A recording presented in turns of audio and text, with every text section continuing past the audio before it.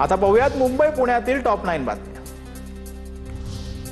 महाराष्ट्रात 6 जून तर मुंबईमध्ये 11 जूनला मान्सून दाखल होण्याची शक्यता। मान्सून राज्यात स्थिर होण्यास काहीसा काळ घेईल, तर राज्यात बहुतांश ठिकाणी सायंकाळच्या वेळेस मान्सूनपूर्व पावसाचा जोर कायम राहण्याचा अंदाज। बारामतीमध्ये वादळी वाऱ्यासह जोरदार पाऊस। वादळी वाऱ्यामुळे भिगवंद रोडवरील अनेक झाडं पडली।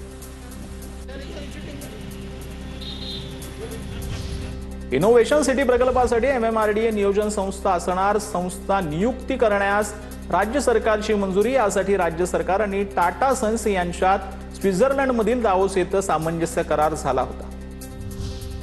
अनधिकृत बांधकामावरती पिंपरी चिंचवड महापालिकेची कारवाई। गजानन हाऊसिंग सोसायटी परिसरात कारवाई। प्रभाग कार्यालयाच्या वतीने 350 चौरस मीटर क्षेत्रातील 2 इमारतींवर कारवाई।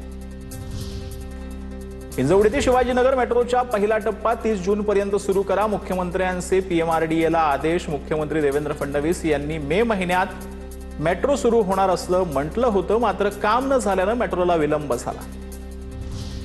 पुण्याच्या स्वारगेटमधील ECF स्टडी सेंटरवर मनसेची धाड। विद्यार्थ्यांची फसवणूक होत असल्याचा मनसेचा आरोप। परवानगी नसतानाही क्लास चालवले जात असल्याचा आरोप करत मनसेचं आंदोलन। सलूनमध्ये हेअर स्पा करण्यासाठी गेलेल्या महिलेचा विनयभंग। खारघर सेक्टर 2 मधील CMC सलून मधील घटना। आरोपी समीर यांच्या विरोधात खारघर पोलीस ठाण्यामध्ये गुन्हा दाखल। पुण्याच्या राजगुरुनगरमध्ये पुमा कंपनीच्या बनावट वस्तूंच्या साठ्यावर कारवाई।